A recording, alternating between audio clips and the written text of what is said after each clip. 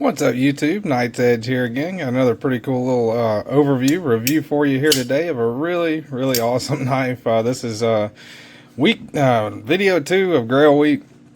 Got a bunch of knives from Mr. Eddie that I'm looking at, have been looked at for a couple of weeks, and really some awesome knives. Big shout out to Mr. Eddie for sending me such awesome and cool knives, and it's thanks to people like Mr. Eddie and many more, too many to name, that I can review, check out such awesome knives, and kind of provide some pretty, hopefully not too mediocre content. Hit the like button if you like the content, subscribe right down there if you want more of it. And without further ado, Grail number 2 of Grail week. This is the Brown Knives Mini. I had it open earlier. Usually try to reserve that for after I say the name, but this is the Mini FSD, man. Look at that. Look at that beautiful knife. Now this is actually, this is a mini, but this is, as I was saying when I unboxed this on a live, this is a mini, one of the few minis that I actually prefer the mini over the regular. I usually prefer a larger size knife, or more full size, 8 inches and above, I guess, size knife. We'll get in the specs here in just a second, but here's the COA, the Mini FSD CPM 154. There's your handle material, lock bar material, serial number, designer/maker, signed on the COA, along with, if you want to pause it on that, some kind of sharpening, or not sharpening, care instructions. They do provide lifetime free sharpening. Brown Knives, small outfit out of Blaine, Washington. And he was originally an aerospace engineer and went into pocket knives and has some pretty cool designs, I think. So I just wanted to show a little bit of the packaging, give kind of like a little bit of the backstory on this. This is a very small batch, premium, ultra high-end, what I would consider ultra high-end, USA made knife. So these go for right around 800 bucks is what this one's running at. You can look up this exact one, and I might have that up on screen if I remember to do that. I did it with the Rask and the Norseman on that video. But you can actually go on their website and look up that exact one, number 48. You can see it right there, number 48 -154. That's for CPM 154. So pretty cool, man. Really cool how they do that, I think. I like how Grinsmo does it, and I like how Brown does it. There's several others that do that too, so I think that's really neat. Almost gives you like a custom feel. I don't know what this is classified as, custom, mid-tech. Everyone is different, has its own number, and has a little bit of difference about it than the last one, I would say. So maybe extremely small batch production, since being as how they do have some that are similar. They use machines. Let me know what you guys think about that down in the comments. That'd be a good topic for kind of one of my rambling episodes. And not a review. I'm like 3.5 minutes in, still haven't even measured it yet. But let's go ahead and get through that. Promise you guys this isn't going to be a 30-minute video. Alright, so from the tip of the blade to the end of the handle, you are looking at right at 7 and, that's over 7 3/4. I'd say right around, maybe 7 9/16, I guess, overall length. Measuring the blade back from the tip of the blade into the handle, 3.5 inches. Cutting edge on this bad boy, measure it like that. If you include the belly, a little bit over 3 inches, maybe 3 1/16 on that cutting edge. So even for a mini, I would say it's still rather close to full size. A little bit shy of what I would say is a full size knife, 8 inches, but still, man, pretty good size, pretty close to full size, and it feels really good in hand, which we'll get to here in just a second. Blade stock thickness 148 thousandths right there. It's kind of hard to measure because of that swedge. It's right at the spine, and I'm wanting to say that's pretty close to the regular FSD. 150 is what I got there. I think the regular FSD, I can't even talk, was around 155 thousandths maybe. I don't know. Correct me if I'm wrong. FSD should be Grail week number 1. So if you guys watch my content, you should have watched that one yesterday. All right, behind the edge, we're looking at 29. I got 29 thousandths there. I want to say it goes a little thinner. Yeah, 24 thousandths right there. So not quite as thin behind the edge as a regular FSD, but around the same handle width right there. 489 thousandths is what I got, measuring it right there on handle thickness. So we'll put the calibers away. Let's see, we'll do some size comparisons here, and we'll break out some of the usual suspects if I can get them, man. I have to round these things up here lately. I need to put them a little bit closer when I start doing this. So my Tommy Help with Gadgets knife holder. So starting off with the Cold Steel 8010, definitely smaller than the 8010, and that is the Cold Steel Knives 8020.5. That's a slicer variant. So fairly close. Slicer's a little bit 8020.5 is a little bit smaller, and has right around the same cutting edge, it looks like. A little bit different blade shape at the belly there, but pretty close to the same cutting edge on those two. See if I can put up that 8010 without poking myself in the finger again. That is the Ontario Knives Rat Model 1. Hold on, let's see. Let me adjust this a little bit. Sorry about that, guys. Usually got this figured out by the time the video starts. But that's the Ontario Knives Rat Model 1. Believe it or not, that's the Rat 1, not the Rat 2. And here's the Rat 2. So this mini, as they call it, is bigger than the Rat Model 2 and almost as big as the Rat Model 1. Kind of right in between the two. Alright, let's get out the Spyderco Paramilitary 2. Move that up a little bit. Right there, there's your Paramilitary 2 and your Spyderco Para 3 right there. So as you can see, pretty darn close to the overall length of the Paramilitary 2. Definitely larger than the Para 3. As far as sharpened edge goes, kind of hard to tell again because of that blade shape. Little bit shy of the sharpened edge of the Paramilitary 2, but really close to it. Alright, so we'll put up the Spydercos. Alright, let's do a couple of more knives from Grail week. Let's see. We got the Koenig Arius, and the Mini Arius. Alright. I give a nice little comparison there between those two. And I'm going to end up trying to do a comparison video with these, but this is the original, or not the original, the full size, I guess. Maybe the original. Not sure which one came out first, but that's the full size FSD. Alright.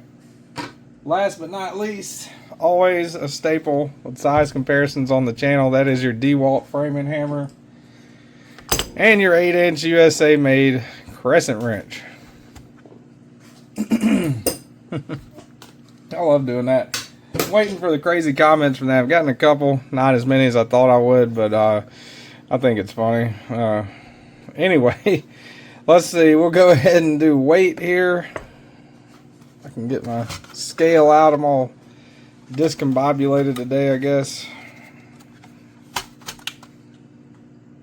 Alright, got the scale out. Now this thing feels really, really light to me compared to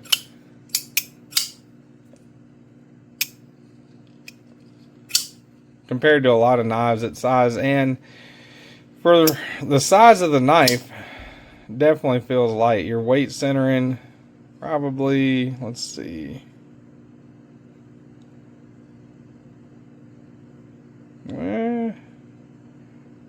feels like right in here is kind of where it's centered at, which is really good, especially if you're choked back and choked up. But anyway, what do we have for weight reduction? Got a little bit of weight reduction going on in there, I believe. Yep, she's milled out for weight reduction on both sides, not so much on that side, but on that side is a little bit more. So kind kind of feel like this thing weighs, I don't know, I'm going to say 4 ounces. Let's go with 4 ounces. Damn, that's closer than I normally am. 4.2 ounces. All right, so over the ounce and inch, you know, ratio or whatever. But definitely no issue with the weight on this thing in my book. Maybe if you're, you know, wearing some gym shorts and you're like sprinting or something, you know, and you got it in pocket, you know, or some swimming trunks or something like that. But still, I don't think that weight is too much of an issue. Let's check out what it looks like in pocket. The old faded blue jeans here. Got a little bit sticking out, just like its bigger brother. Not deep carry, but clip works just fine and carries quite well. Very easy to get in and out of pocket. And I love what they do with these. Excuse me. I love what they do with these, the way that clip is kind of blended in with that handle scale. The pattern kind of picks up onto the clip. That's really, really nice. I think that's a nice little touch. All right, so let's go ahead and get the hardware checking device out here, aka my little Weehaw bit driver. Let's see if it's the same. Now the FSD, the full size FSD had a T10 body screw and a T8 on the pivot, which is kind of unusual to me. Usually it's the other way around, if anything. But yeah, that's a T10 on that body screw, and there's the pivot. Yeah, T8 on the pivot. That's pretty crazy. I'm not sure about the internal hardware. Looking at it, my layman opinion, I guess, looks kind of like T10 on the internal hardware too, but not 100% sure on that. Now, all that out of the way, go ahead and get into the aesthetics, my thoughts and everything like that. The way that lot works is there's a lot bar that is screwed into the inside of the scale there, and you got a button that goes through and pushes it and activates it, moving the kind of wedge out of the way, right, to where the blade can freely open or close. Great action on these things too, by the way. I mean, it's just, oh, I got the mat there. Anyway, not a plunge lock, but it's pushing that bar out of the way. Pretty cool. Now, one thing, just like its big brother, just like I said at this point in the video with the FSD, absolutely love this knife, man. Like, hands down, I think it is one of the most beautiful knives I've ever handled. The fact that it's small batch USA made is really cool.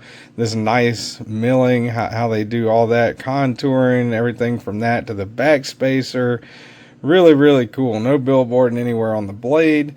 The only writing anywhere on the knife that I've found so far anyway is number 48-154. So that's mini FSD number 48. This is the 48th one made, and the blade is in 154 CM or CPM 154. I forgot what we said at the beginning of the video with the packaging. Either CPM 154 or 154 CM.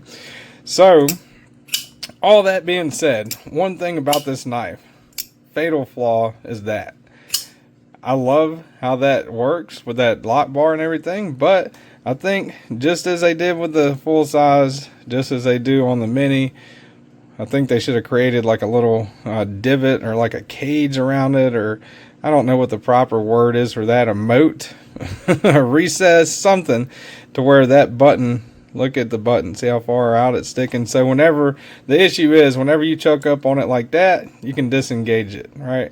So it is fully locked out right now. There's a light little spine tap, right? It is fully locked out. So now I choke up, disengage, choke up, disengage. Now for me, it's a lot easier to do it on the mini than it is the full size. But it is fairly decently easy to do it on the full size. So choked up on this right there, you're cutting something, you know, you're cutting whatever, and you happen to, if you're going forward, it's not an issue at all, right? I mean, you can disengage this, like I'm pushing down on it right now. Forward, it's not doing anything. But as soon as you pull back, as soon as you run into something to where you are like pulling back on it, right there, that goes to shut. So if they would have created like a little raised area, or maybe knocked that down a little bit or something like that, I think it would help a lot. But even with that one major issue, which is, You know, I mean, you got a locking knife that kind of accidentally unlocks. That's a major issue, I think. But even with that, these go for right around $800. That's what the website that I'm looking at, well, Brown Knives website, the archive, says is the original MSRP for this one. And I would, minus that one flaw, I would say every bit all day that is definitely worth it. It's running up there with the likes of with Oz, Koenig, you know, all kinds of other awesome makers that are in the same caliber. That you know, the milling and the craftsmanship definitely goes into it. But the one thing that's a killer for me is that, man, I would definitely love to get my hands on the liner lock, or it's either a liner lock or a frame lock version of this. I think it's the FSDI maybe.